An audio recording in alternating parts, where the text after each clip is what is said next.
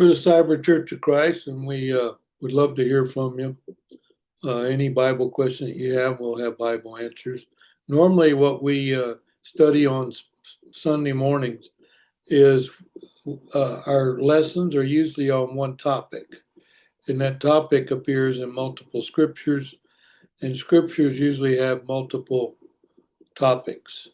So that's why sometimes you'll see the same verse if it has 3 or 4 topics in it. It could be in 3 or 4 different, the same verse can be in 3 or 4 different topics. Now today we're going to look at the temptation. It's singular. We'll learn about what does the Bible say about temptation. So that's what we'll be learning today. Now what I have highlighted is, and this is just from experience, the primary sources of the world's temptations. So we're going to look at what is the primary source. Where does this temptation come from?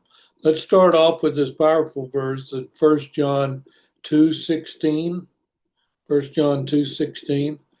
For all that is in the world, the lust of the flesh and the lust of the eyes and the pride of life is not of the Father, but is of the world.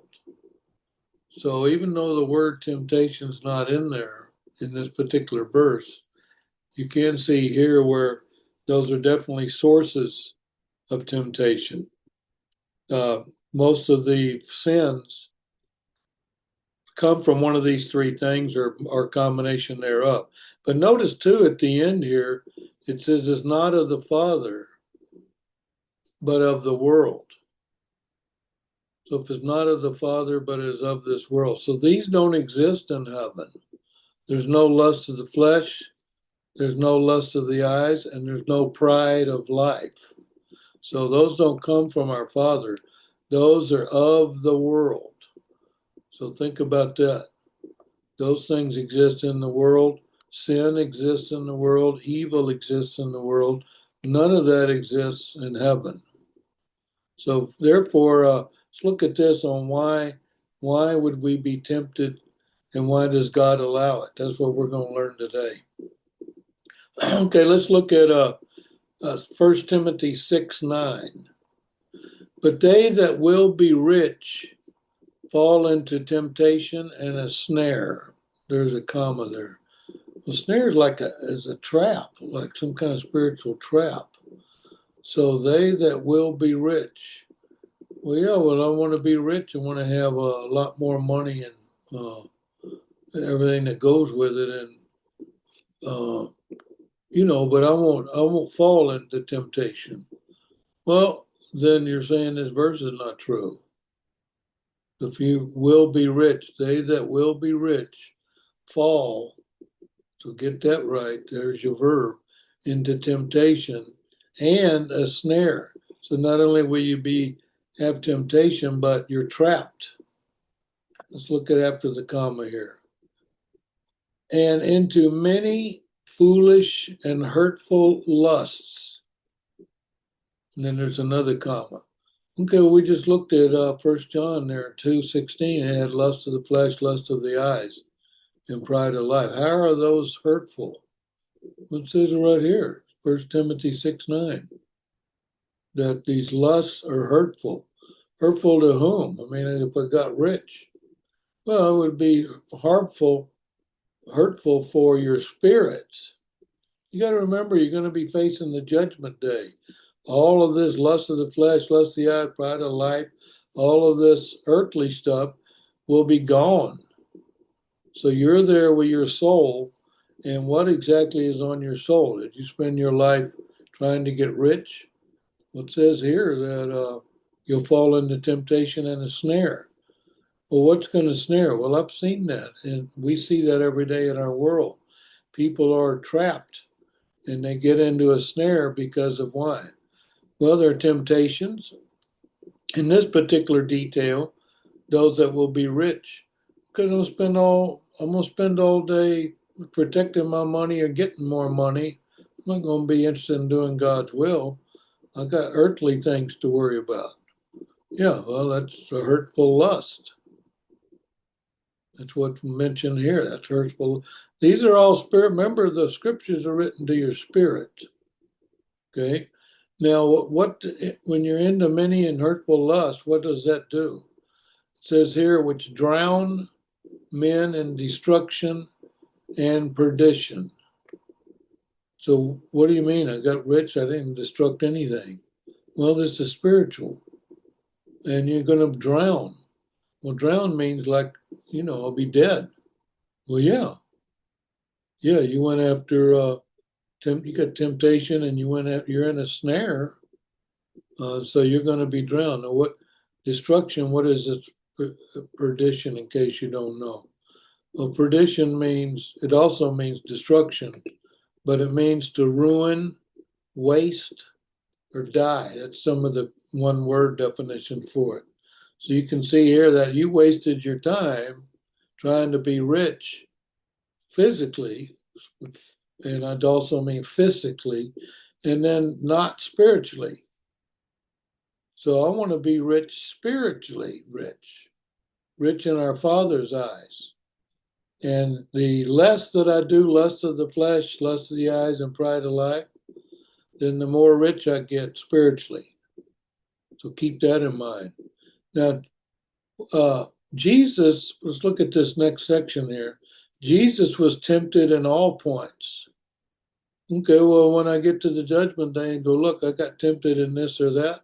Well, so did Jesus. He was tempted in all points. Let's look at Hebrews 4:5.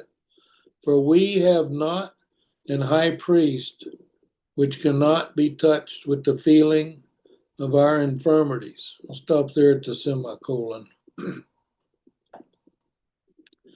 Notice here that we got two negatives.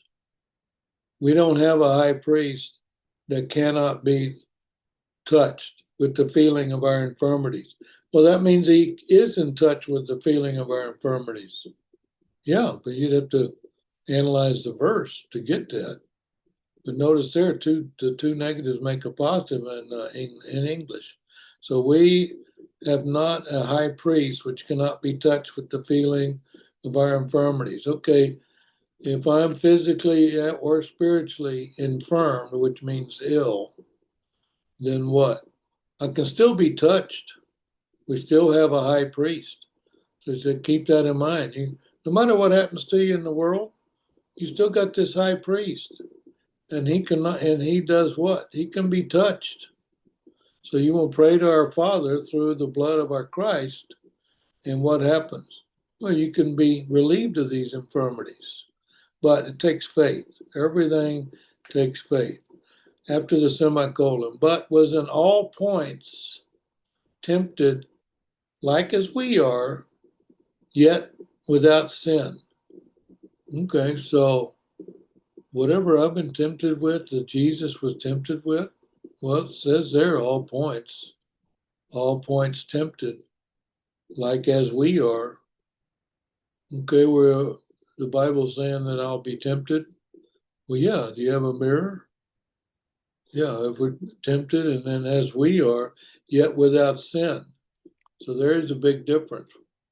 If we are snared in a temptation, then we're going to do nothing but sin. And Jesus faces temptation and has no sin. So there's our example. We're supposed to be following the teachings and the life of Christ and make our life as close as possible to his. So, well, I got tempted in something he didn't get tempted in. Wrong. Hebrews 4:15 says he was tempted in all points. So that's what Jesus did with temptation. He got temptation and then without sin.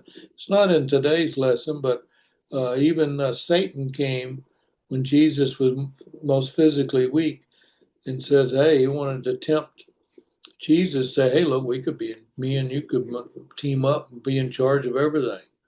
And what does Jesus say? Do not tempt the Lord thy God.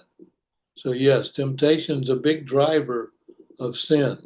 So that's what you'll learn here in this lesson. It's temptation. What did I do with temptation? Did you do it with sin or without sin?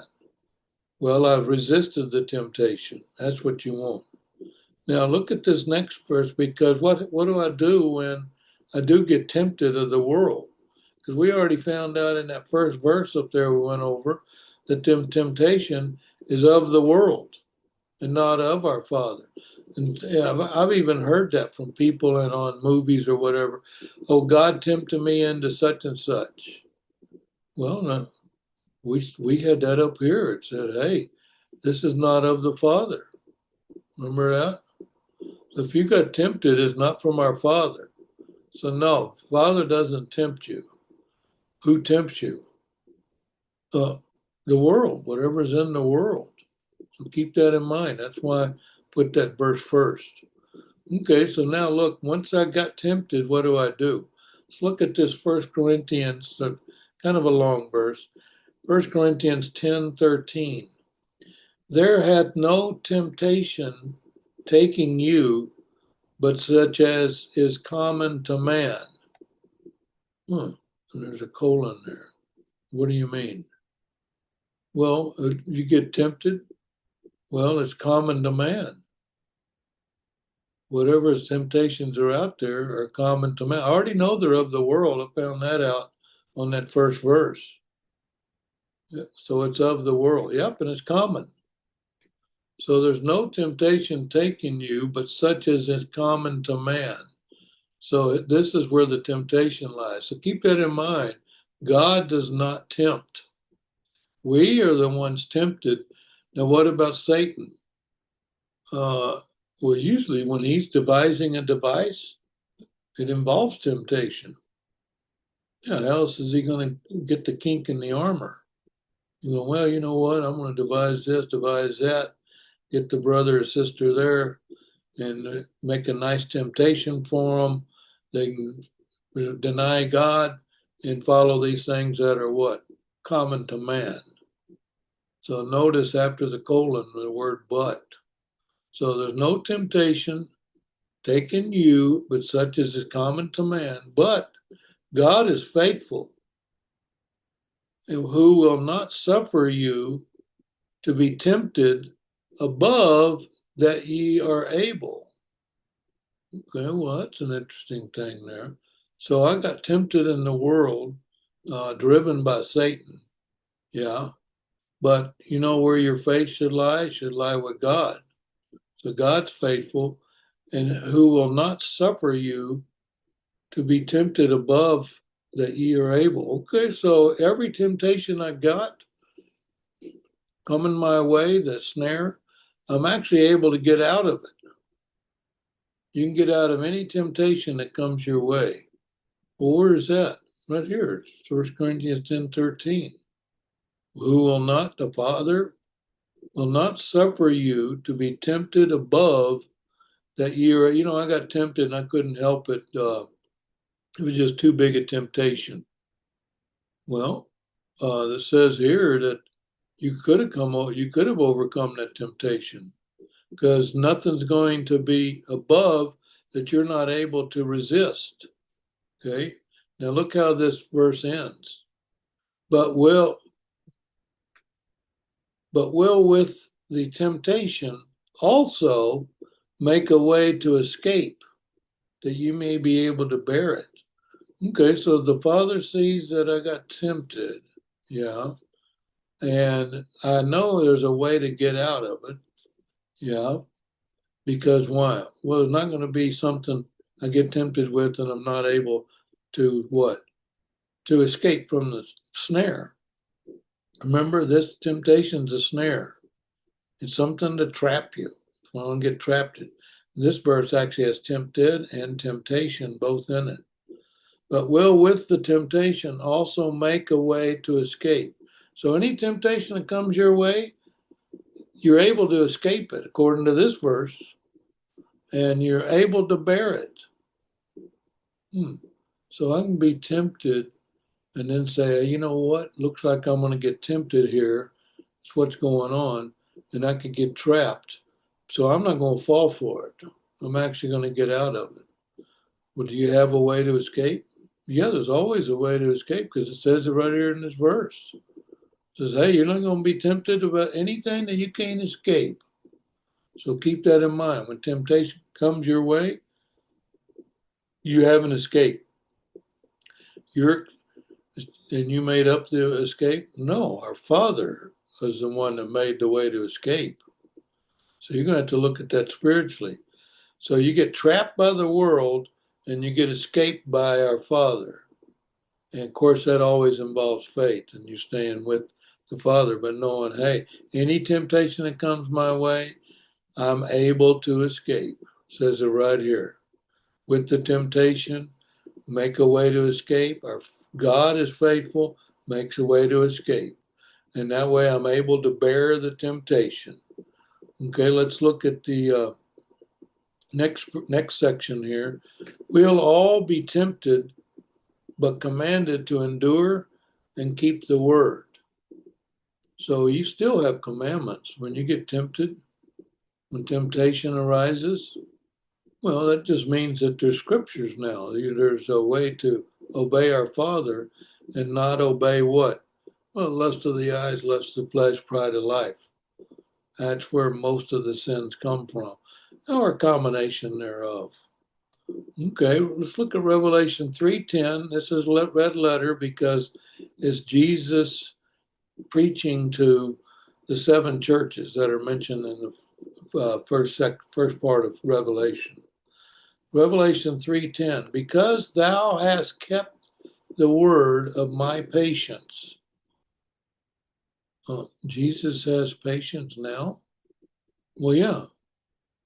Yeah, that's why I go to our Father for forgiveness, and I go through Jesus's blood to get forgiveness. That's a different topic.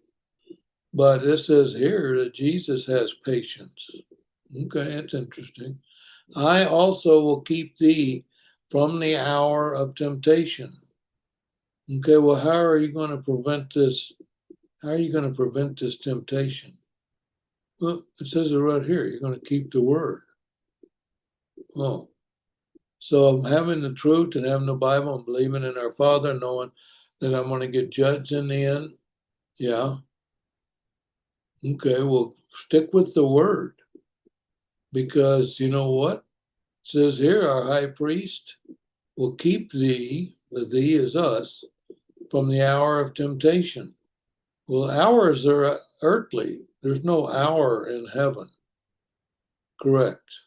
The temptation happens from earth, and God's not the source of temptation. Keep that in mind.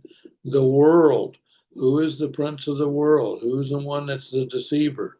Well, Satan. Satan's going to be the one that's one of his major tools. He engineers devices that usually have a temptation with it, or temptations, plural. Okay. Keep thee which. So what about this temptation? Which shall come upon all the world. Oh. So all the world will experience temptation? Yeah, look, that's what this verse says. Oh. And then, well, what kind of temptations are we talking about? And then on the previous verse, that up here, common to man. So this common to man is the same as shall come upon all the world. So that's where temptation is going to come from all the world. And then we get why. To try them, also at the trial? Well, yeah, the trial of your faith. To try them that dwell upon the earth. Okay, so there's no temptation in heaven. We already established that. Okay, so that's one thing that may help you get out of a temptation, is knowing that it's of the world, because you didn't keep your thoughts on things above. Keep your thoughts on things above and keep the word. And then I'm going to recognize this is a temptation. Now it's up to me to do what? Either fall for it and be in a trap, or resist by keeping the word. So there's a lot here in this verse. So everybody's going to be tried that lives on the earth. Well, who says that? Right here, Revelation 3:10. To try them that dwell upon the earth. So are you alive here on planet Earth? Obviously. Okay, well, then you're going to be tempted. There's going to be an hour of temptation. And I'm going to be tempted in what? Whatever works. Satan's going to tempt you whatever works. He's not going to tempt you to rob a bank. You don't even know how to rob a bank. No, he'll come up with whatever is personal to you. That's where the temptation's coming from. So the hour of temptation, where are these hours? They're on planet Earth. When am I going to be tempted? Well, as long as I'm alive on planet Earth. As long as I dwell on planet Earth, temptation is going to come my way. Now, it's up to us then. If we're going to be tempted, then that puts what you would say in our vernacular is, that puts the ball in our court. So the Father sees you've been tempted. We see we've been tempted. Now it's up to us. Are you going to overcome temptation and not fall for it, not get in the trap? I don't know. Are you going to keep the word? It says here, there's the trick. The way to get rid of the temptation is by keeping the word. And then who is going to be tempted? We found out it was ever common to man to be tempted. And them that dwell upon the earth, that's who gets tempted. Well, that's us. Yes. So there's not avoiding temptation. The avoidance is to overcome temptation, to not fall for it. That's what the whole lesson is today. You will be tempted. You live on earth. You will be tempted. Now, what are you going to do about it? Are you going to keep the word, or are you going to be snared, get into a trap?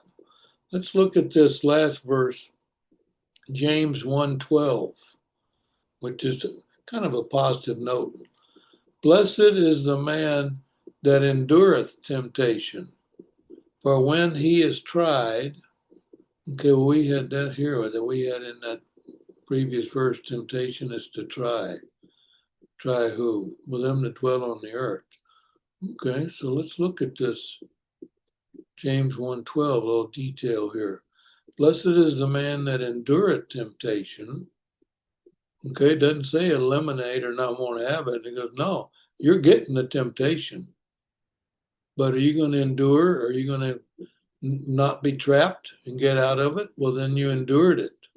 Then after the colon, for when he is tried, so you're going to be tried. You're going to have temptation. Now it's up to us. What am I going to do when I'm tried here? Are you talking about like a trial? Well, yeah, our Christ, our high priest, is the judge. Okay, and then we already know that we can get out of any temptation that comes our way. We have a way to escape, provided by our Father. Yeah, you're not going to invent your escape. You're going to do what? Well, I'm going to keep the word and see that I can keep my thoughts on things above, and then I can then escape because the Father gave me a way to escape. And then what happened to that? Well, then I endured temptation. And you know what that is? That's a blessing. So it's not a blessing that you got tempted. It's a blessing that you endured it.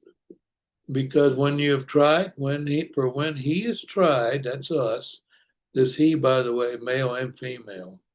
He, male and female, he shall receive the crown of life. So when did I endure this temptation? Well, as long as you were breathing on planet Earth. We already know temptation coming our way, and it's all day, every day, because the one that uses temptation is Satan. Where does Satan live? Here on planet Earth. So you're on the same place that Satan's on. So expect temptation. As a matter of fact, it's guaranteed because you're being tried. So we're going to try them that dwell on the earth. We found that out here. Try them that dwell upon the earth. Then we're going to endure temptation. And then we're going to shall receive the crown of life. Well, that's a whole different topic. Yeah, the crown of life, after you get judged and counted worthy, then you receive the crown of life. And that's what we will get. We will get a crown of life because why? We endured the temptation, which the Lord had promised to them, to everyone, no, them that love him. So loving him is part of what? Enduring temptation. See, I would love the Father and love the fact that I want to be judged and I want to be accounted worthy. Yeah, that'll get you out of the temptation. But it's going to come your way. So you think you're going to avoid temptation? Well, not according to these verses. Everybody that's living will have an hour of temptation. And now, did you endure or didn't endure? Did you keep the word or not keep the word? So that's what's interesting here in today's lesson is you will be tempted. Now what? What are you going to do about it? Are you going to be snared or are you going to do the will of the Father and get out of it? Well, when I did fall for temptation, meaning I personally, but us, is that what? We get forgiveness of sin. Sorry that I fell for the temptation. So don't look at it as a be all to end all. You're going to be tempted your own planet Earth. But in case you do fall for temptation, just remember that we do have a thing called forgiveness of sin. So temptation is not a sin. It's a thing. And it's a test. It says here it's going to try them. It's a test to see what are you going to do with this temptation. You're going to fall for it, going to do something evil, or you want to do something righteous. Well, if you do something righteous and keep the word, then you can endure this temptation, expect the crown of life, because why? Well, it was promised. If you love the truth, you should also notice when you do get tempted that there's a way out. So anyway, that's the 30,000-foot view. There's lots of things to learn in here. But temptation is coming your way. You live on planet Earth, you get tempted. Now, it's just up to you. Where Satan's waiting, did you fall for it? The Father's waiting, did you fall for it? No, I actually escaped and I endured the temptation. Okay, well, you're blessed, according to this James 1:12. And you keep that up. You keep the word, remember? And then you get a crown of life. Because why? Well, that was promised. It was promised to the who? Well, to them that love him. So anyway, that's today's lesson. I hope you got something out of it and learned something. Learn something every time I put one of these lessons together. I learn something. So you don't know everything. You're always learning something. So this was a very interesting topic today. We're the Cyber Church of Christ. You can always contact us at Gmail, cybercochrist at Gmail, or you can always respond to our video. And then we'll give you the answer. Remember, Bible questions. The Bible is full of answers, just waiting on your question. And the answers are in the Bible, and we'd be happy. That's our job as Cyber Church of Christ, to keep the word and show you where the word is. That's actually one of our commandments. So don't hesitate. There's no such thing as a dumb question. So don't hesitate to ask us anything. And then hopefully you will see the scriptures and get your answer and learn from it and become stronger in faith. But just remember, purpose of the Church of Christ is we want to save some from the fire. That's the whole purpose why we exist. Because we love you, we want you to go to heaven in the end. We want you to overcome these temptations. So anyway, we're a Cyber Church of Christ. We hope you have a good day and a good week. And take these words spoken today and implement them into your thinking.